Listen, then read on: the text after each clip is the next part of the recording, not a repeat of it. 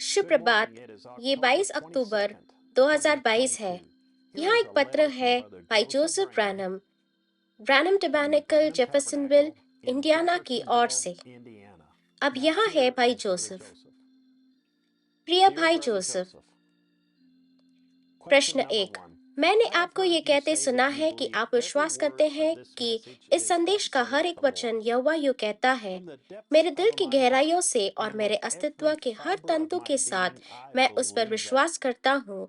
ये परमेश्वर की वही आवाज है जो अपने दुल्हन से सीधे सीधे बात कर रही है। परमेश्वर ने अपने भविष्यद्वक्ता के माध्यम से बात की और कहा, वैसे ही मैं कहता हूँ यीशु मसीह के नाम में, तुम ना ही एक बात को जोड़ना ना निकालना, इसमें अपने विचारों को ना डालना। तुम बस वही कहना जो टेपों पर कहा गया है। तुम बिल्कुल ठीक वही करना जो प्रभु परमेश्वर ने करने की आज्ञा दी है, ना ही इसमें जोड़ना। यदि आप दावा करते हैं कि आप इस अंतिम समय के संदेश पर विश्वास करते हैं, तो आपको भी उसकी दुल्हन बनने के लिए हर शब्द पर विश्वास करना चाहिए। शैतान सेवकाई के माध्यम से इसे लीपापोती करने की कोशिश करता है और कहता है, जब भाई ब्रानम शिकार की कहानियां बता रहे थे या कह रहे थे कि आपके पास देश का सबसे अच्छा रसोइया है या मेरे पास इसके लिए शास्त्र नहीं है, लेकिन मैं आपको बताऊंगा मुझे क्या लगता है। आपको उस भाग पर विश्वास करने की जरूरत नहीं है।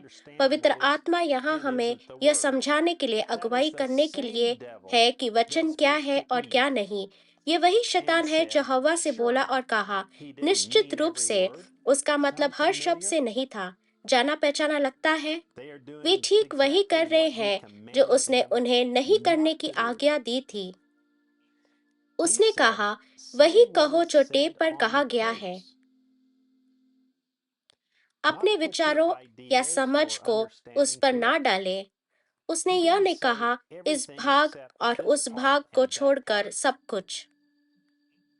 और तुम्हारा पास्टर तुम्हें बताएगा कि पवित्र आत्मा कब बात कर रहा था और कब वह केवल मैं ही था जो बोल रहा था। मैं इन बड़े पत्थरों के बीच समुद्र तट पर सिर्फ एक छोटा कंकड़ हूँ। प्रश्न दो, क्या आपको लगता है कि भाई ब्रैनम और या उनके टेप परम सत्य है? भाई ब्रैनम मेरे परम सत्य नहीं है, लेकिन उन्होंने टेप पर जो संदेश दिया वह बिल्कुल मेरा परम सत्य है। बहुत से लोग कहते हैं कि यह गलत है। पवित्र शास्त्र परम सत्य है। मेरे मित्र, पवित्र शास्त्र और टेप पर संदेश एक ही चीज है। ये संदेश का सार है। टेप पर संदेश पवित्र शास्त्र की व्याख्या है। वे एक ही है। साधारण तथ्य यह है, पहला, पवित्र शास्त्र ही वचन है। दूसरा, वचन भविष्यद्वक्ता के पास आता है। तीसरा, भविष्यद्वक्ता ही वचन का एकमात्र दिव्य व्याख्याकार है। चार, हमारे भविष्यद्वक्ता विलियम मैरियन ब्रैनम हमारे समय के लिए प्रकट वचन है और उन्हें वचन की व्याख्या करने के लिए भेजा गया था। पाँच, परमेश्वर के वचन को किसी व्याख्या की आवश्यकता नहीं है। वह टेप पर अपने नबी के माध्यम से जो बोलते हैं वह उसके वचन की व्याख्या है। पवित्र शास्त्र हमें बताता है कि वह फिर से आ रहा था और शरीर में रह रहा था, जैसे उसने अब्राहम और यीशु मसीह के साथ किया था। उसने कहा कि उसके पास अभी हमें बताने के लिए बहुत कुछ है। उसने कहा कि वह इन सभी महान रहस्यों को प्रकट करेगा जो उसके वचन में छिपे हैं। उसने कहा कि इसे किसी व्याख्या की जरूरत नहीं है। उसने कभी नहीं कहा कि वह अपने लोगों का अगुवाई करने और उन्हें एकजुट करने के लिए एक समूह भेजेगा। वह स्वयं अपने वरिष्ठता द्वारा लोगों का अगुवाई करेगा, जैसे उसने हमेशा किया। उसका वचन नहीं बदल सकता। प्रश्न तीन, क्या आप मानते हैं कि पादरियों को अपने कलीसियाओं में टेप चलाना चाहिए। प्रत्येक पादरी को वैसा ही करना चाहिए जैसा वह महसूस करता है कि प्रभु की अगुवाई उसे करने के लिए कहता है, क्योंकि प्रत्येक कलीसिया को स्वयं का अधिकार है। मैं विश्वास करता हूँ और कई बार पुलपिट पर कह चुका हूँ कि पादरियों को टेप चलाकर भाई ब्रैनम को वापस अपने पुलपिट पर रखना चाहिए। मैंने कभी नहीं कहा कि उन्हें प्रचार करना छोड़ देना चाहिए, बस टेप चलाना चाहिए। लेकिन वे अपनी कलीसियाओं में परमेश्वर की आवाज को नहीं चलाने के लिए हर तरह के बहाने का इस्तेमाल करते हैं। मैं भविष्यद्वक्ता को यह कहने दूंगा कि मैं उन पादरियों के बारे में कैसा महसूस करता हूँ जो अपने कलीसियाओं में उस आवाज को नहीं चलाते। अब भाई जूनियर जैक्सन को इससे असहमत होने का अधिकार है। वे चाहते हैं कि उनकी कलीसिया सभी लोग अन्य भाषाओं और क्षेत्रों में बातें करना चाहिए। वे है भाई जूनियर की परेशानी। वह उनके ऊपर है, लेकिन जूनियर जैक्सन इस संदेश को उसी तरह विश्वास करते हैं जैसे कि हम में से कोई भी करता है। वह हम में से एक है। प्रश्न 4, क्या आप मानते हैं कि सेवकों को प्रचार करना बंद कर देना चाहिए? नहीं, मैंने ऐसा कभी नहीं कहा और ना ही मैं ऐसा मानता हूँ। वचन हमें बताता है और भाई ब्रैनम इन प्रश्नोत्तर संदेशों पर बिल्कुल स्पष्ट रहे हैं ताकि सेवकाई जारी रखे। मैं अपने कलीसिया के लिए एक त्वरित परिचय करने के लिए बस अगुवाही महसूस करता हूँ, या अभी के लिए पत्र द्वारा और फिर प्ले दबाए और आज के लिए परमेश्वर की एकमात्र प्रमाणित आवाज को सुने। मैंने कई बार कहा है कि मेरे पास संसार की सबसे बड़ी सेवकाई है। मुझे हर रविवार को अपने कलीसिया में परमेश्वर की आवाज का परिचय देने को मिलता है। प्रश्न 5,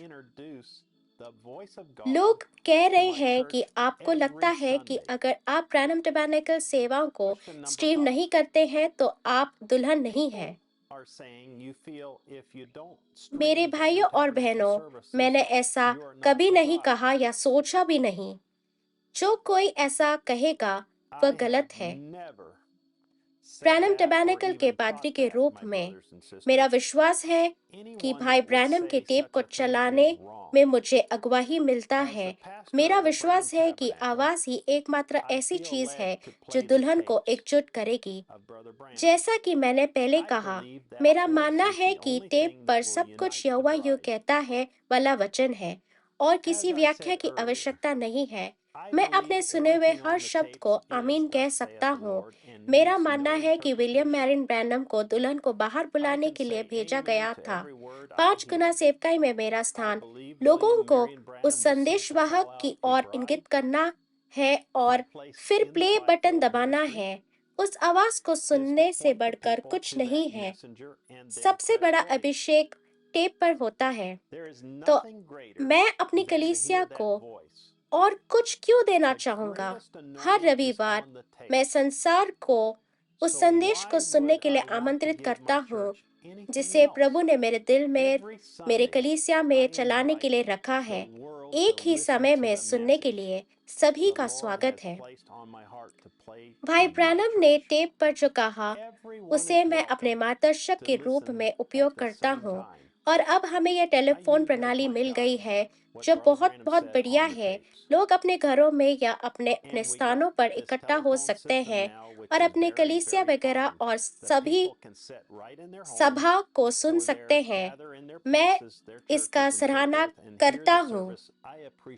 अब पादरी, मैं चाहता हूँ कि आप यह जान लें कि यह केवल मेरी मंडली के लिए है। अब ये बातें बोलता हूँ और मुझे ऐसा करने का अधिकार है क्योंकि मुझे पवित्र आत्मा के द्वारा इन भेड़ों की रखवाली करने के लिए ठहराया गया है।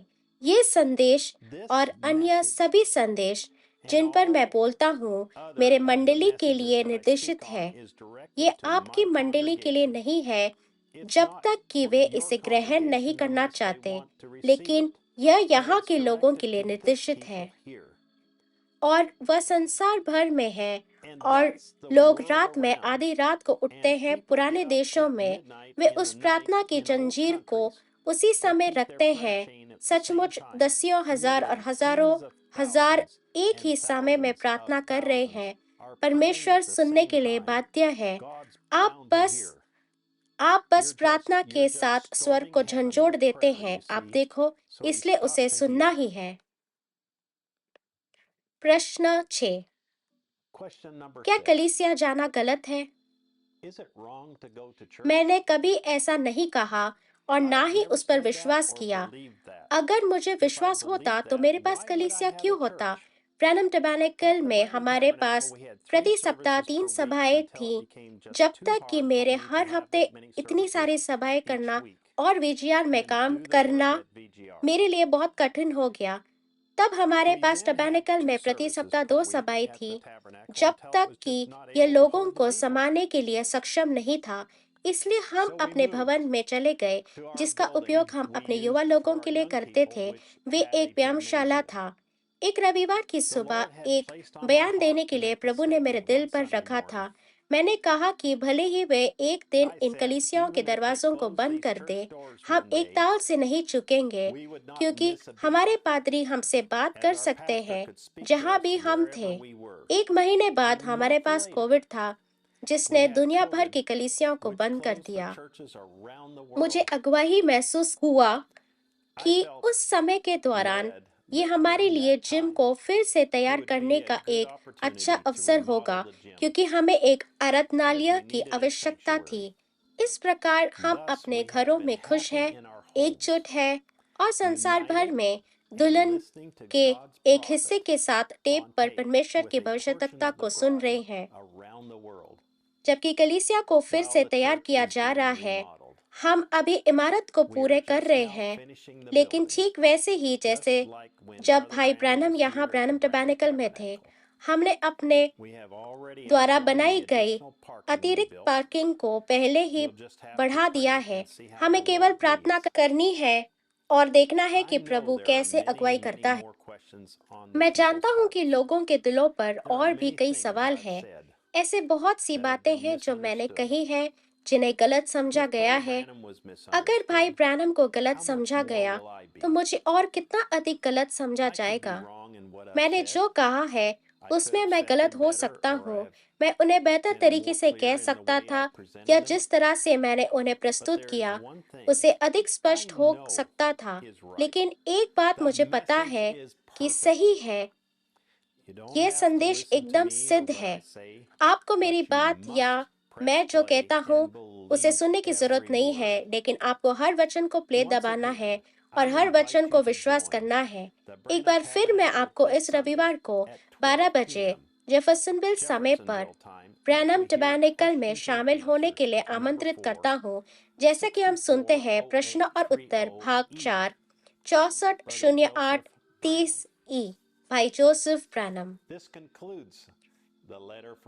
ये 22 अक्टूबर 2022 को भाई जोसेफ ब्रैनम के पत्र का समापन करता है। अगली बार तक परमेश्वर आपको आशीष दे और शालोम। हर रविवार आप www.branhamtabernacle.org और www.svfellowship.info पर ब्रैनम टैबरनेकल सेवाओं को सुन सकते हैं।